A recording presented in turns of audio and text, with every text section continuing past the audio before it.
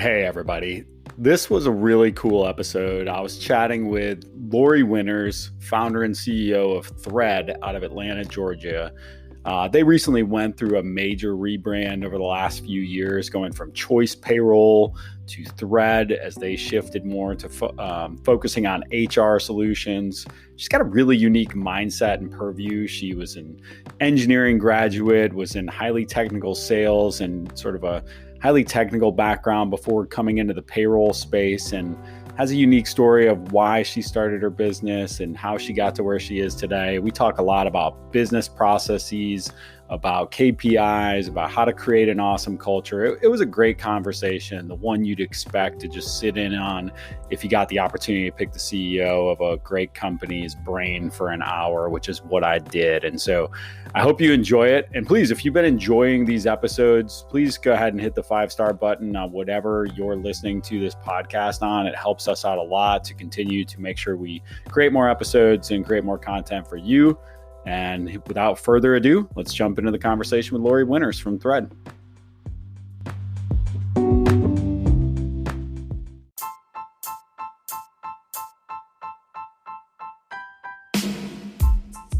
Welcome to Payrollin', the show where you will learn how to operate and grow your payroll business from the most dynamic minds in the business.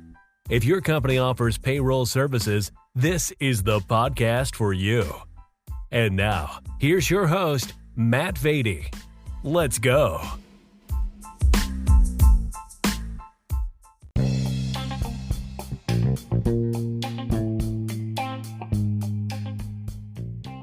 Are you tired of dealing with payroll?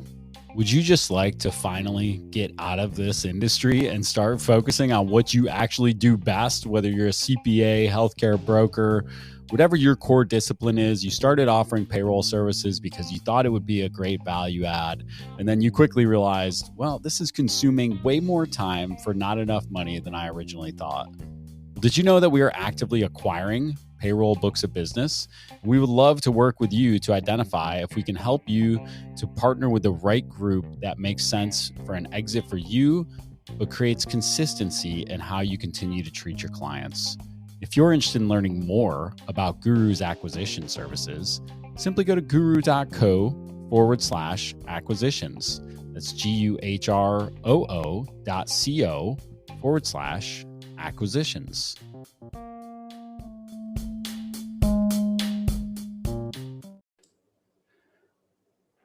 Lori, thank you so much for joining me. I'm excited to dive into your story and get to learn a little bit more about you and share that with the others out there. But before we got started, we were just talking about your background being a little bit unique from sort of the normal payroll company owner.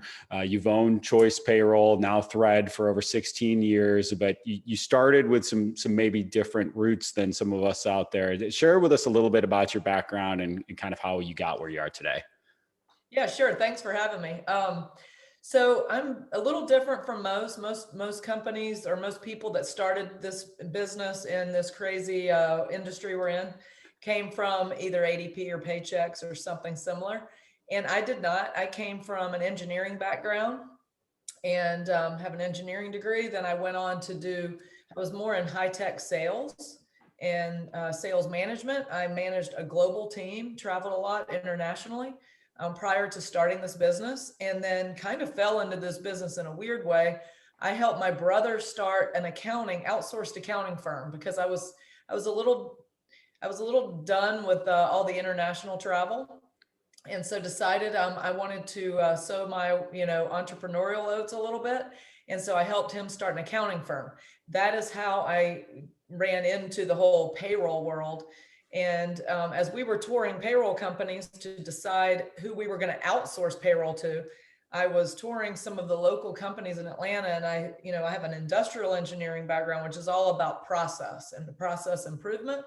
And so I just came back and said, you know what, I think I'm going to start a payroll company. So the good news is I didn't bring a lot of baggage. The bad news is I didn't even know what ACH meant. So I had to go learn it, learn it the hard way. And you talked a little bit about IPPA. That's where IPPA came in for me. Yeah, we were talking before we jumped on about the IPPA, Independent Payroll Providers Association. Cheryl, you're going to owe me some money by the end of this episode. Because we're going to talk about it a good bit. But that's where I was introduced to Lori. Recently had a conference where she talked about her company's processes, KPIs that they measure. I thought it'd be really valuable to share with our audience because there are so many of us at so many different stages that listen to this program, myself included, where the maturity level is changing on what we're tracking, how we're tracking it. But you already answered my number one question, Lori. When I was looking up your background, I was like, how is this salesperson so focused on processes? Like, that's kind of anomalous, right? That I would have the sales background, but also be hyper focused on business process. And now it all makes sense with the actual engineering background in there as well. So you answered question number one. Yeah, I had a little bit of both, and I'm still that way. You know, I love the sales side. I'm passionate about that. I love the growth. I love the focus on business and leadership, but I have this side of me that's very, very data oriented. And so no matter what we do, sometimes people will find me looking through spreadsheets and because I can't make it, I do like to see data behind decision making. So yeah, I have a little bit of both. Yeah. And I'm going to come back to processes in a minute. I want to start down something that I know is really important to you, really important to me, and that's company culture. And I want to talk about how you've built the culture at Thread and then how you guys help to influence the culture for your clients. But let's start with Thread. I mean, talk to us about your intentionality with the culture and the things you've done to create what you have today. Oh yeah, gosh. Culture is so important to me. And I've learned a lot about building company culture and how it can help you succeed and grow a business. And it started out years ago. I was a big fan of Tony Hsieh, who's the CEO and of Zappos, which at the time was the online, shoe company. And they ended up being bought by Amazon. But Tony Hsieh was he was inspirational to me. And this was when I first started the business. I was reading about him and how he built the company around core values. And so we developed our core values right out of the gate. I had some input from, people that helped me in the early days of the business. But we built our core values long ago and decided that, we want to do something different. We want to build a business where, people really want to come to work here and that they're valued and but it became so much more than that, right? Culture is not, fun little games and snacks and kegerators but we have all that stuff.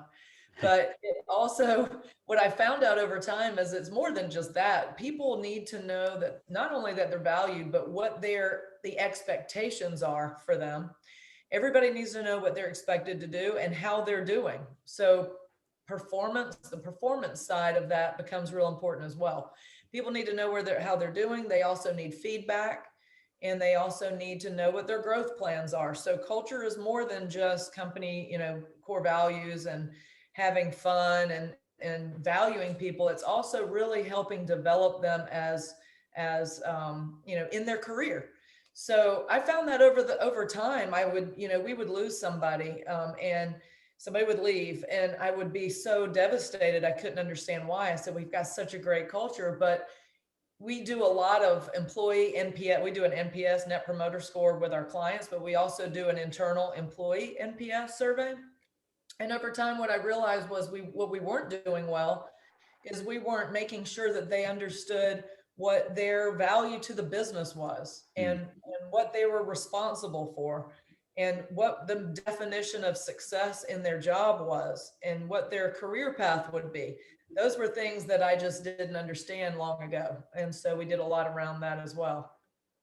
Well, I'm smiling because I know we both use the same solution to how we connect our employees to the vision of the company and how we break that down into a quarterly fashion. I know we're going there too, but let's talk about that. And it's interesting, Lori, I wrote a book called Ping Pong is Not a Strategy, How to Create an Awesome Organizational Culture, because that's what we saw. It's interesting. We had an employee come work for us one time and I looked at the culture video from her former employer and, there were games all around the office and the ping pong tables and all the stuff in their video, and they're all drinking beers and having fun. And I was like, wow, that looked like a really fun place. You've been telling me nothing but negative things about the place. And she's like, oh yeah, if you ever did any of that stuff when the video camera wasn't on, then you'd get in trouble. So it was just there for show, really, at the end of the day. So yeah, and you talked about some of the most important things, expectations, feedback, but ultimately it all comes back to those core values and understanding and kind of rinsing and repeating and making sure everybody lives, eats, and breathes those core values every day. That's fantastic stuff. How do you guys help your clients when it comes to culture? Do you have ways? I know that you've started into the HR world now. We can kind of, I'll let you dovetail there from what your exploration has been into the HR service world over the last, however long it's been since you guys, I remember on the call, I think you said it was rather recently that you got more into the support side. You've had the technology piece, but so talk to us a little bit about kind of how you got there and how you help your clients with the culture at their organizations. Yeah, I'm sure like everybody else that might listen to this, it's, we do at the core of our business is payroll. And, we get into all the other technology parts of benefits and HR, but we kept wanting to help our clients we wanted to get more involved. We wanted to help them build better culture. We have this hashtag for a better workplace. We were, just so passionate about that. But what we found was that we couldn't really do a lot around helping companies develop a better culture because they didn't see us that way. So about a year ago, we decided to move into the HR outsourcing world and be able to add that service so that we could get more involved with our clients from a culture perspective. And it has been amazing to see. We launched it really right before COVID hit. And we've always been trying to figure out how we could get more involved in helping develop better workplaces, and help them learn what we feel like we already learned. And so right before COVID hit, we launched HR. And it has been amazing to see that these companies that are clients of ours that were struggling through, just like so many companies, struggling through, layoffs and how to hire people back and how to keep people from, jumping off a cliff. I got to see my chief HR officer, who really helped me launch this, have such an amazing impact on these companies. And it just solidified why we went there. We've done things around, even when if it's hard decisions, how to lay people off when your company is being, if it's being shut down partially or fully, how to do it in a human, way, right, more humane way, and how to do it in a fair way. Anywhere from that to building a great company culture requires people to understand why HR can be not just a necessary evil, but actually can be a differentiator if you do it in the right way. So I've gotten to see some really cool things that my CHRO, Scott, has really implemented, and it's been fun to see. One quick example, there's one company, a client of ours, who I, over time, had seen the amount of turnover. I knew someone that actually worked there, and the turnover of their employees was intense. It was crazy. So you knew there was something culturally not great. And they signed up with us to be an HR client. And at the time I thought, there's just no way they're going to listen, and he really, Scott was able to get in there and get into the head of the CEO about, not necessarily about why culture was so important to him from a people perspective, but more about why turnover cost you a lot of money. So whether and so now he's gotten in, the CEO now has seen the benefit of the culture of the company has just totally changed. People want to be there. The turnover of great people has gone way down. And so I just feel like we made a real impact versus just, hey, we're a great payroll provider, right? So I feel like we're able to get in there and make a bigger impact and help teach them what we feel like we know. We also get into doing strengths finders. We consult in certain employee assessments like that. Strength finders is one. The Enneagram is another. We do a few other types of things like that. So I feel like that's just, it's aligning us with our passion and helping our clients as well. Absolutely. Yeah. And I can speak to the reward that comes from that impact. We talk about transforming HR from a liability to an asset for our clients. And when you can actually see that, and we're going through right now doing client interviews with clients that have been with us for years, and seeing how big of an impact you've made over the course of it, 12 months, 24 months, 36 months, it's incredibly rewarding. I think we're unique to the industry, and that's goes back to the IPPA conversation that we started as HR outsourcing. And so we were kind of like stiff arming, like IPPA is really not for us, because they're a bunch of payroll companies that they're not really doing it the way we're doing it. And we're trying to be unique and innovative, and we're not trying to use the old guard's way of doing things. But I have done a total 180 on that. I've got incredible value out of the most recent session, particularly, your session was fantastic among many. One of the things that you talked a good bit about, and we'll kind of weave it into the book Traction and the Entrepreneurial Operating System, which I know we both utilize, that we talked about earlier. But you talked about your KPIs, you talked about the things you guys measure and how you focus on those. Tell us some of the things that you measure today and how that's evolved over time and what that means to your business. Yeah, Traction and EOS has been amazing for my business. We started self-implementing about 3 years ago. And then we actually brought in and paid for an implementer to tweak it and make sure we had it right. And so, from that, I think, the metrics are huge, but the most important piece that we've gotten out of it is how we run meetings and how we hold ourselves accountable. So, I came from larger companies in the past, and unbelievable amounts of time wasted in meetings. Everybody comes in, some people are half asleep, other people are just wanting to hear themselves speak. And you may have what you feel like is a productive meeting, but then you leave and you're like, nobody does anything that came out of the meeting. That happens so much in large companies.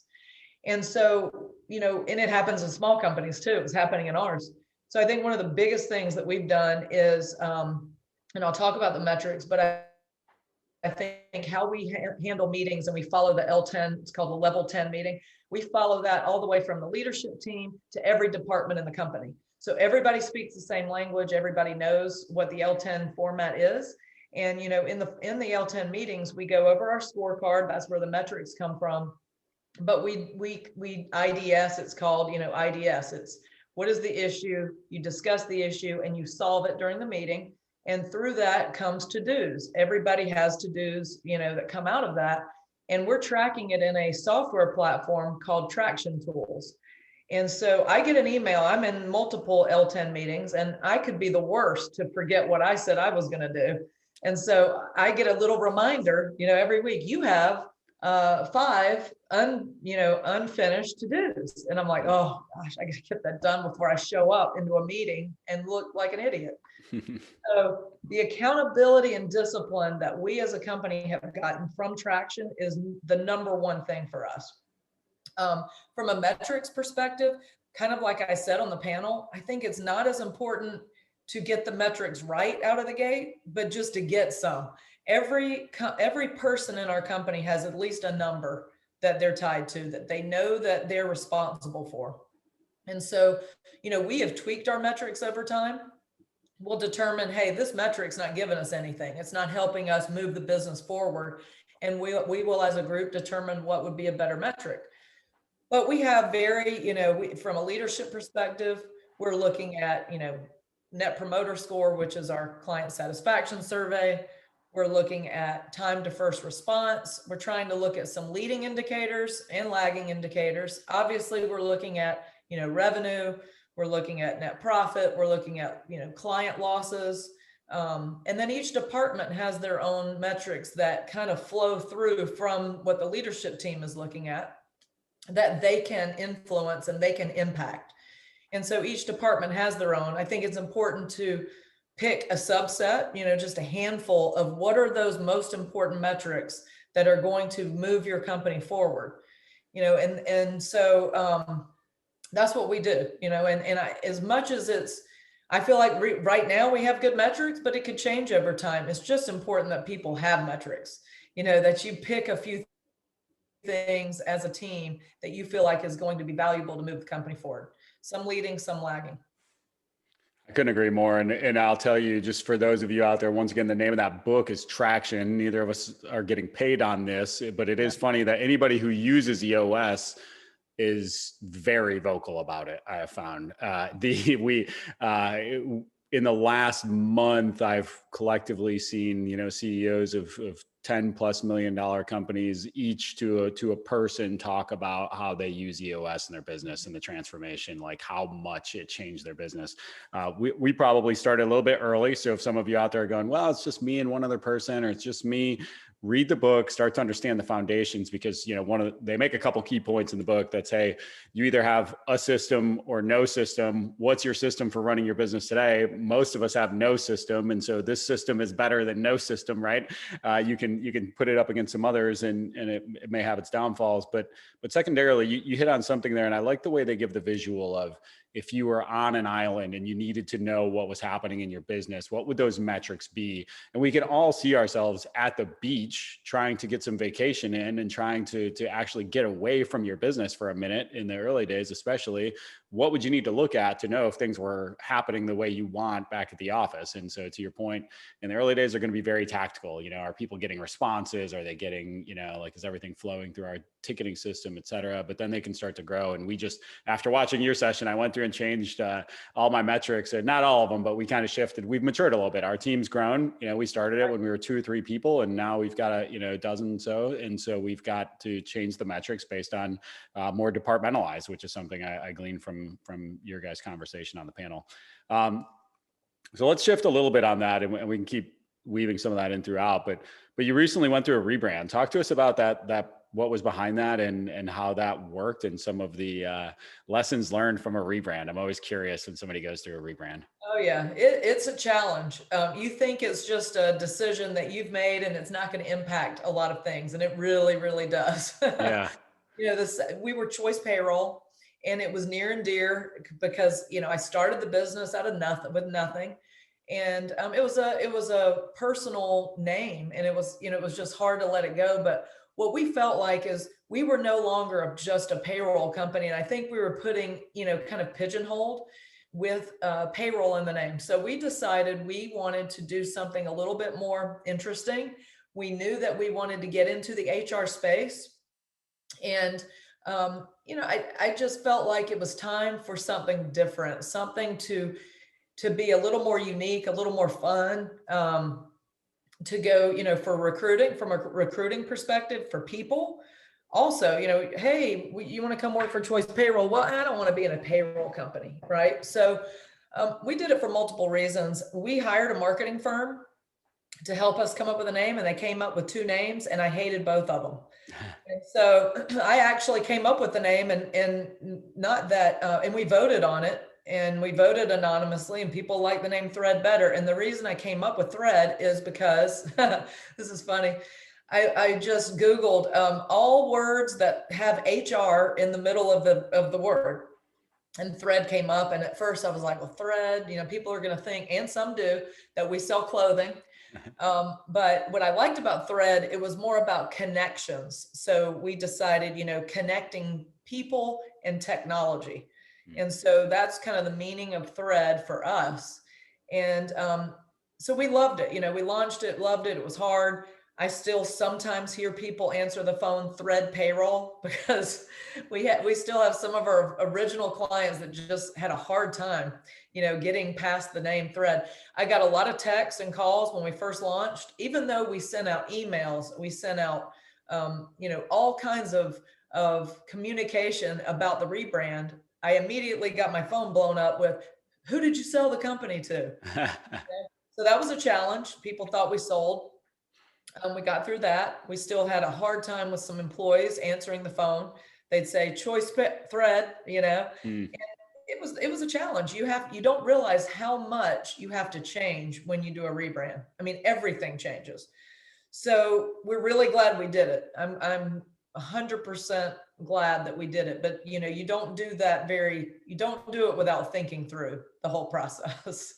Yeah, it's a big lift. It's interesting because we have 2 companies. We have ERG Payroll and HR, and we have Guru, which has HR in the middle, which we had initially kind of gone through a creative exercise to come up with that name because we had intended on rebranding ERG. And then when we looked at the size of the lift, we were like, maybe maybe down the road when we've got more manpower, more resources, et cetera.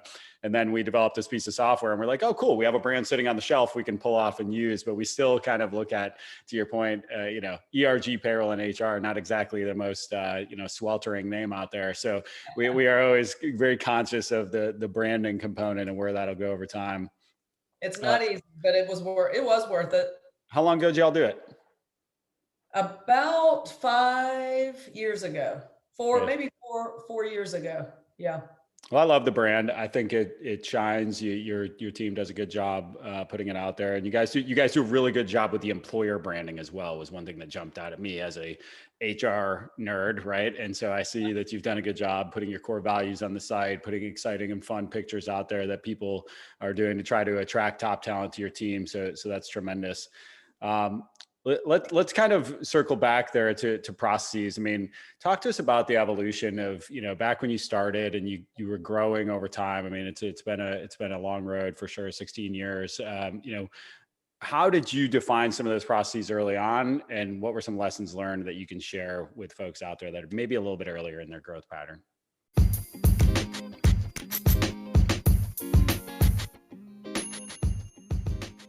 Let me ask you a question. Are you the go-to person in your market for payroll and HR? Are you the first face and name somebody thinks of when they think about who am I going to refer this person that needs help with their payroll and HR support? If not, you might want to look into our executive LinkedIn management service through Underdog Digital. Underdog Digital is a sponsor of this show, and they've seen results such as, I'm looking at one profile right here where over the course of 6 months, they increased views by over 200%, more than 600,000 views on these posts in less than 6 months. Another one, plus 1,000% increase in 8 new conversations in the first 30 days. This is a tremendous service to help you to become the go-to person for payroll and HR outsourcing in your market. They create content for you, engage with other people in your space, send connection requests, and do outreach to generate conversations that do nothing more than create valuable relationships with your target audience. If you're interested in learning more about Underdog Digital's executive LinkedIn management service, go to underdogdigital.co. That's underdogdigital.co.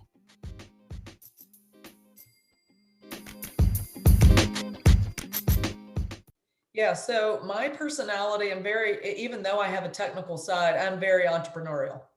So I think, just real quickly, going back to the IPPA days, I knew nothing about running a payroll company. So I said, there's got to be an organization somewhere I can learn something from. I don't run with a lot of fear. I'm like, let's go.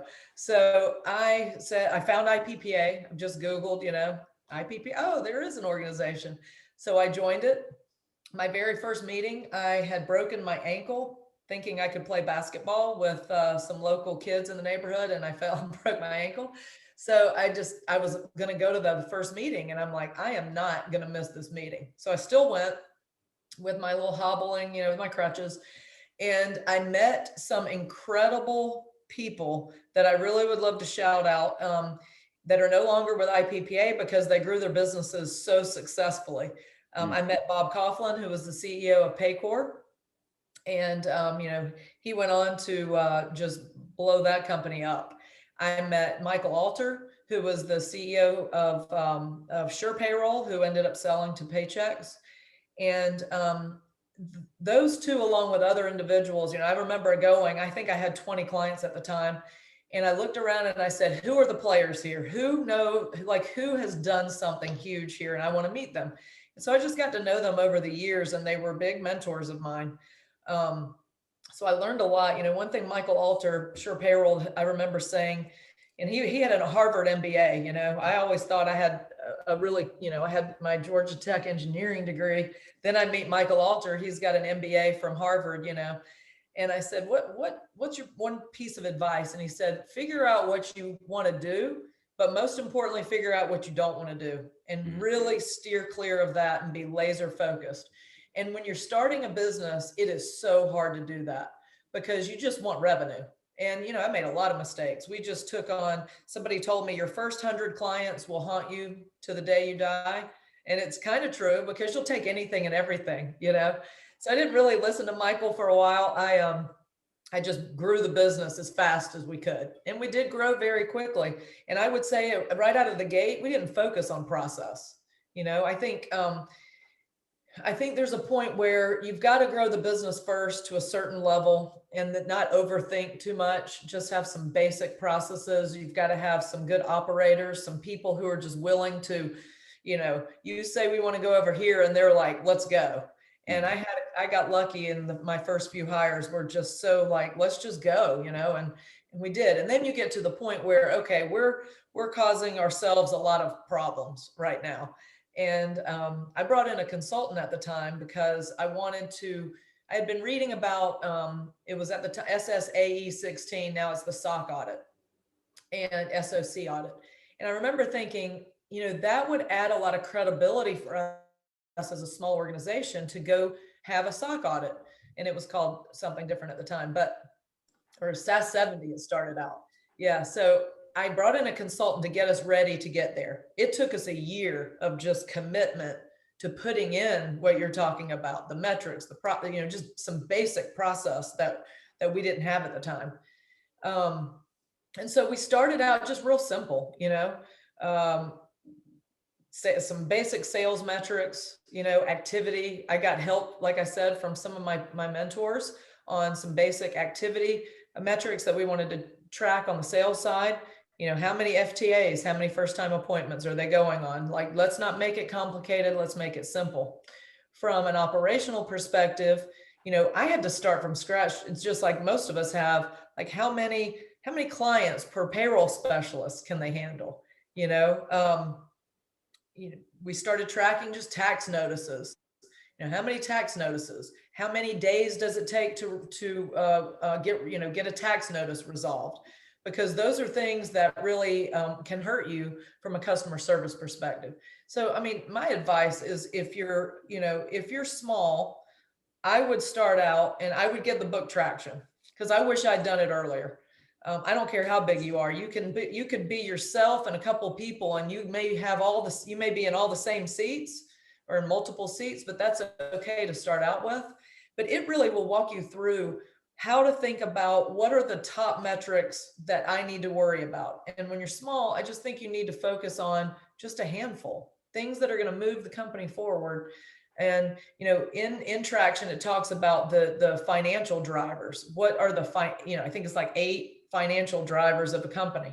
It really makes you go through a process of what are the most important metrics as a company that are going to help move the company forward, and just not make it too complicated when you're small. I think some people that are real process oriented can focus too much on the process and not enough on growing the business.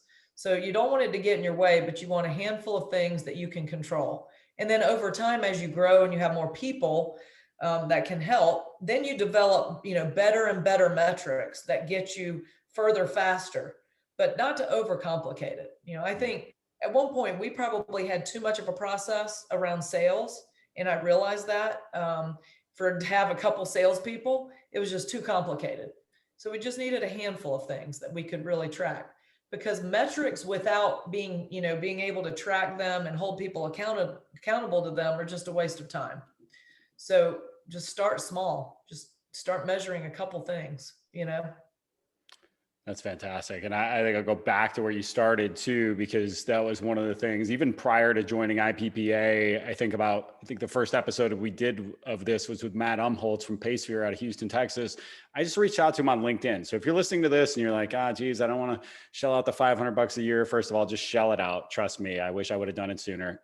But reach out to other people that do what we do and learn from them. To Lori's point, she went into the room, she sat down, she saw the sharpest people in the room and said, I want to learn from them. They're the people on a high trajectory, the same place I want to go. So learn from them. And, I have several folks like that around the country that I'm blessed to know and get to talk to consistently whenever we run into challenges, whenever we want to know.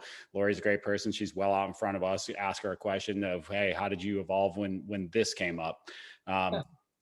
And you hit on another great thing there of not overcomplicating things, which I'm incredibly guilty of doing, because I've been guilty of going out and selling the farm and then coming back and being like, all right, guys, here's what we got to do. Here's what I told them we were going to do. So let's figure it out. So I've gotten better at that over the years, but still not perfect. But I'll touch on one last thing related to EOS that's been hugely beneficial for us. And we try to recommend some iteration of this to our clients too, because when you talk about the vision, right? So when you're a 2, 3, 4 employee payroll company, your employees are highly volatile from the perspective that if they can't see what the growth pattern is and what career opportunities are going to develop for them, they're probably B or C players. You probably don't want them if they don't care about their future of their career. And B, then you've got to worry about the fact of, okay, if they can't see their future here, then they're going to be looking for their future somewhere else, right? So if I can't cast that vision that says, hey, we're going to look like this in 10 years, this in 3 years, this in 1 year, then why would anybody hang around? And that's a huge problem for all small businesses, not just payroll and HR companies, obviously. And so it's one of those things where we've had so many clients where we'll go in on the HR side and they'll be like, turnovers through the roof. And like, well, you guys are growing like a weed. Do your employees know that the company's even growing, or are they all isolated and don't even see the growth and don't even know where the company's going in the future? So communicating that consistently and in a fashion where it's easy to understand is important for folks. Well, just a quick add on to that. I 100% agree. Even when you're small, you need to do that so that they can see the opportunity. But it also allows you if you're the founder, if you're the CEO, and you just really need to set aside time to think about it, because it's easy to not really think that far ahead and you're just going. And if you don't think it out, you've got to take some time to work. They say on the business, but I think that's overused a little bit. But just to kind of take some time to yourself when you're first starting out to really think about, what does this vision look like for you? EOS gives you a very simple process called the VTO, Vision Traction Organizer, to do that. And I think it's even more important when you're bigger, because when you're small, what I noticed is I have a consultant who has worked with me. He's a business consultant, but he's also a PhD psychologist. So he's part psychologist, I think, sometimes for me, with, listening to him about how people think. But he talked about the entrepreneurial model is a hub and spoke. It's the entrepreneur in the middle with a handful of people reporting to you, and you can keep them in the loop. They know where your heart is at all the time, because you're working closely together. You start to lose that when you bring in other layers of management, and they're not getting to hear and feel that vision from the founder like they used to. And so I think that was a big growing pain for us as we brought in other people in between myself and some others, is that they lost a little bit of that feeling of like being connected to the vision. And so I think even more important as you grow, you need something like that so that everybody is on the same page with where the vision is and where your heart is at. So I think whether you're small or as you're growing, it's even more important. How do you navigate that in the day-to-day, Lori, as you continue to add that, you put in a management and a leadership team, and you still want the folks to know that, like I said, the core values, the mission, the vision, the stuff that, we're going to talk about it quarterly, but it's important to, I was just telling somebody this morning, I had an old boss that I said he's like Catholic service. Like every year you knew on what day, what service was going to happen. And it was just on repeat all the time, but he was fantastic because he constantly washed us in the word, if you will. Like it was like, it drove you a little crazy, but at the same time, it was consistent, well applied. And, I get it now looking back. So talk to us a little bit about how you kind of keep that connection, even with the additional layer of management in there. I think that is one of the hardest things. I mean, it is definitely the hardest thing to do, because you're not able to talk to everybody personally all the time, and they're not feeling that passion from you. And so my, biggest advice to that, and I made a lot of mistakes. So one thing I had read from another book, I can't even remember what it was called, Growing Pains or something, was that the very first person you bring in between you and the team, or you and any other people on the team, is probably going to fail, because you're not going to have it planned. You're not going to know how to make sure that person feels empowered, and the other people are going to rise up against them. And I absolutely had that happen. So the first person I brought in, I didn't do the right thing. I didn't have the vision. We weren't doing EOS. I didn't make sure that I had all the process in place of making sure the vision was understood by all. And so that person failed. That person was set up for failure right out of the gate. And so a couple pieces of advice. Number one, who you hire for that role is so important, and who you hire for every role, especially as you're growing. But that person has to be an extension. They've got to be so aligned with your vision and with your core values. So it all goes back to who you're hiring. Are they aligned with the core values? This person really had a great track record, but the alignment was just not there. So if you're going to bring in someone who's going to be an extension of you, they've got to be aligned with your vision on where you're taking the company and how you treat people, how you feel about people. Are you aligned on the core vision, on the core values? And I think that's the mistake that I made. I didn't really think about that at the time. I thought about, I need somebody to take a bunch of stuff off my plate. And while this person did have a good background in that, just was not aligned with me. So I think it's most important that you're bringing in people who are aligned with that vision. And in order to make sure that it can cascade through, once you have a layer in between you, it's that person has to be so aligned, the people, and then you've got to over communicate the vision all the time. I mean, you hear it, you've got to say it. Like you just said, the person that you're talking about, you heard it so many times, it was getting annoying, but at least everybody knew, everybody was in line with it. And if they weren't, they figured it out really quickly and they found somewhere else to go. So I just think most importantly, I've got my COO at the time, right now, who on the EOS world is called the integrator, is Matt Mitchum. I hired him 14 years ago. He came up through the ranks in sales and now he's running operations. And he and I will fight, we'll argue, we conflict on a lot of cases. We're very different in some ways, but the one thing that we are aligned with is the vision. We're aligned with the core values. We're aligned with how we care about the people. And so that is most important, is you just got to find people that are aligned with that. That's awesome. I would love to hear your perspective on one last thing related to the same topic. So one of the biggest struggles I see, and I've obviously had it along with everybody else, is you getting ready to hire somebody because you need more help. How well defined do you have that role and what they're going to do day to day? And how do you go about creating those processes for that person, especially those first 10 hires, right? Because those are the ones where there's, we're coming into total greenfield here and they don't know what they're walking into and we don't know what they're walking into either sometimes. And so, talk to us a little bit about how you navigated that with some of your early hires. Yeah, we made as many mistakes as we could, right? So we made mistakes with hires. We got lucky on some hires. I had very little process to begin with. So if I could go back, they say that if you start another company, you do things that you'd probably accelerate a lot faster, right? So if people could just listen, and learn from what we learned from our mistakes, is that what we do now is what I wish I had done back then. I did get very lucky right out of the gate and hired some really great people. So my first few hires, whether it was luck, whether it was just me, my gut feel, I don't know. But I got lucky with my first few hires. But now what we do, and this really came from, I did a webinar on this recently, and I interviewed this PhD psychologist that I mentioned. He really made us go through a process, and he said, what are the top traits and character traits and skills you're looking for in this hire? And so we had like 25 things, we had the whole kitchen sink of what we're looking for. And he goes, okay, now know that nobody's perfect and you're not getting that person. That person doesn't exist. Now you've got to stack rank them in order of importance. What is the non-negotiables that you have to have? And what we realized was number one was core value alignment. And so core value alignment became more important than anything. So we stack ranked them into the top 5 things we had to have.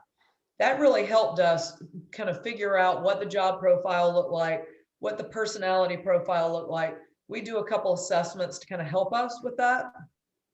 We do strengths finders. We do something called the achiever, and those by themselves don't give you as much as you need, as we benchmark them against other people in the company that have been successful.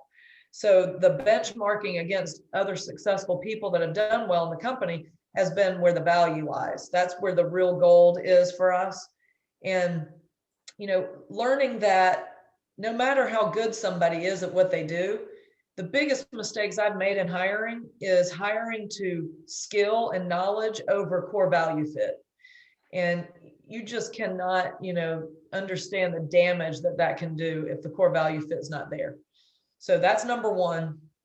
I think have a couple assessments that can help you be a little bit, I guess, not neutral, but unbiased when looking at someone. And, we also have, we do a panel interview, so we don't allow anybody to take total control over who we're hiring. When you're small, you've got to have, multiple people, because you've got a hiring bias.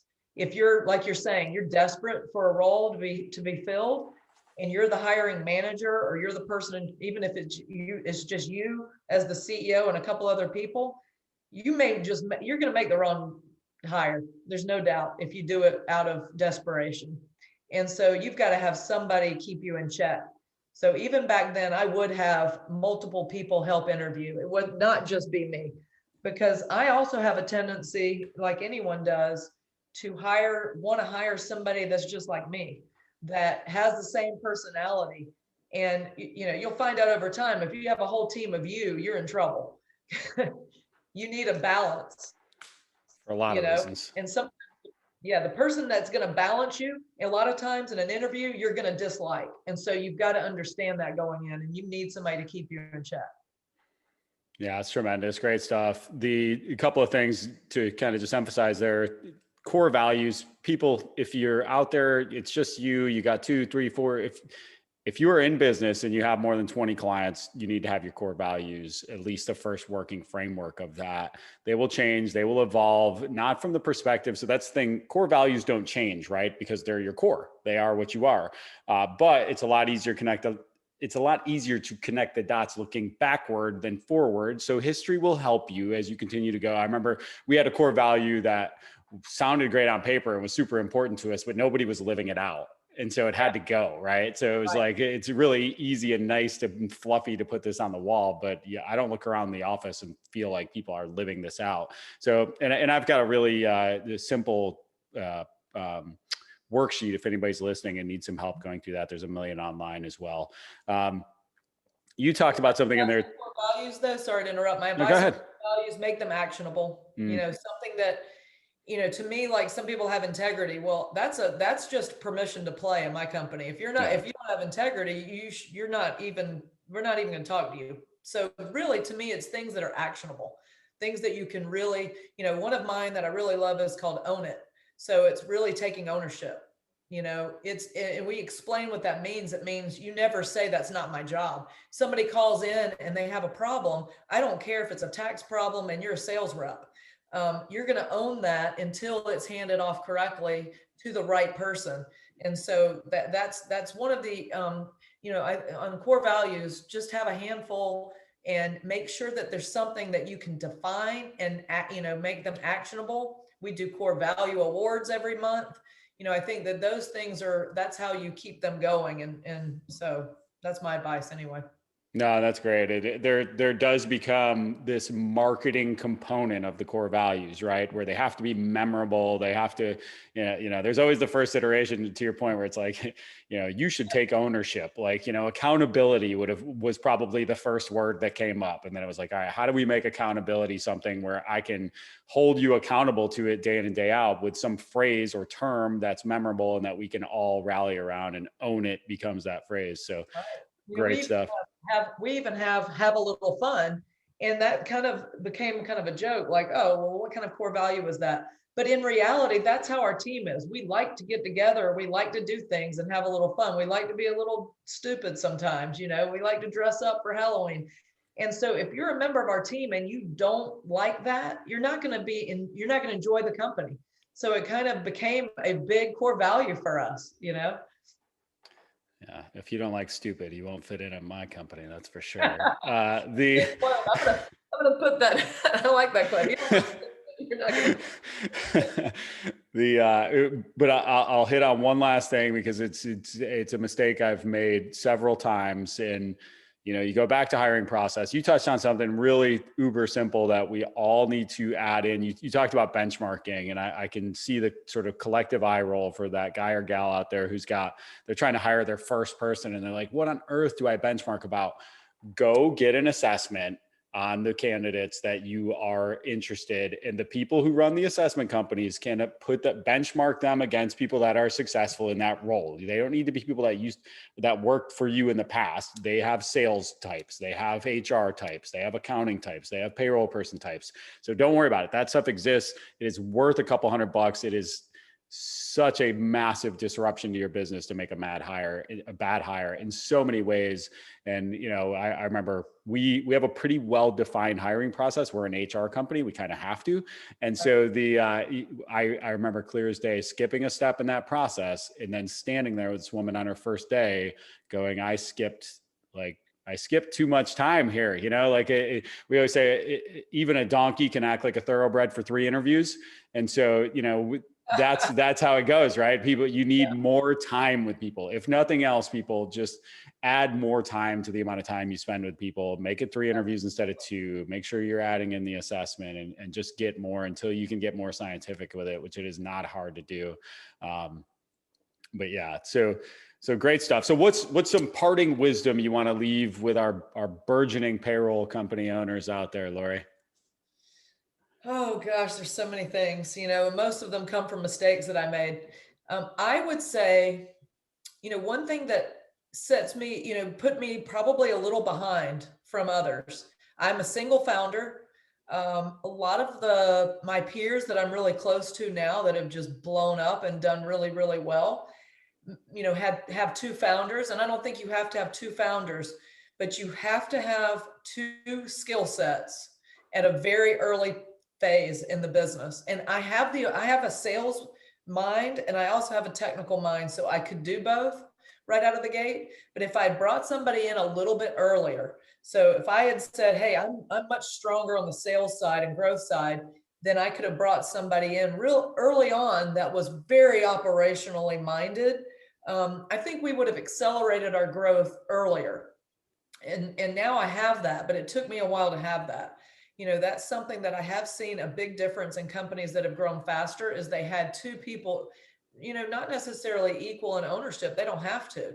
You just need that right. You need both sides. You need to make sure both sides. And even though I had the ability, I thought, to do both, you can't do both well. So you need somebody focused on each. That is, that to me is one piece of advice. And the other thing is, our new mission statement is we build high performance, high culture companies. And so that is very meaningful to me because I've said it early, I've said this so many times, people hate it, but if you have high culture and low performance, you're a nonprofit. If you have high performance and low culture, you're a terrible place to work. And maintaining that balance, I think, is so important. So you can do great culture, but performance has got to be a piece of it. Because if you're hiring A players, they want to be part of an A organization that's growing and succeeding. And so that balance is so important to get right, right out of the gate. That would be and hire the right people. That is the biggest challenge. Don't make mistakes, you'll make mistakes. It's okay to make mistakes. Don't be so concerned about mistakes that you slow down your growth, but the hiring piece is just so important to get it as right as you can, at least from a core value perspective. Don't, have somebody keep you in check. Yeah, it's fantastic advice. And it's hard early on because you think you've got limited budget and you're up against the world when you're going out there to make hires. But remember, the right person is out there. If you understand your vision clearly and you talk to enough people, you are not going to hire somebody, your core value alignment has to be there. You nailed it with that of just understanding where they want to go in their career. Do they want to be a part of something that's growing, that the processes aren't defined, that it's going to be, we're going to build the plane on the way down. That doesn't work for everybody. Right. And you have to be, you have to, like you mentioned earlier, remove your biases around they said some things that made me think this might not be a great place for them, but they have the skills to do the job and I've got to get somebody in here right away. Well, it's super disruptive to have them leave in 6 or 12 months. And so you're better off just Absolutely. holding it down. So fantastic nuggets, Lori. Thank you so much. I really enjoyed the conversation. I'm You're grateful for the welcome. time you spent with us today. Yeah, thank you. I enjoyed it. Thanks. If you enjoyed that episode, please share it with someone else you know who might enjoy it and learn from this. And also, please rate us 5 stars on your favorite podcast player. We really appreciate you taking the time to listen. And also, don't hesitate to reach out with other topics you'd like to hear more about. Thanks so much.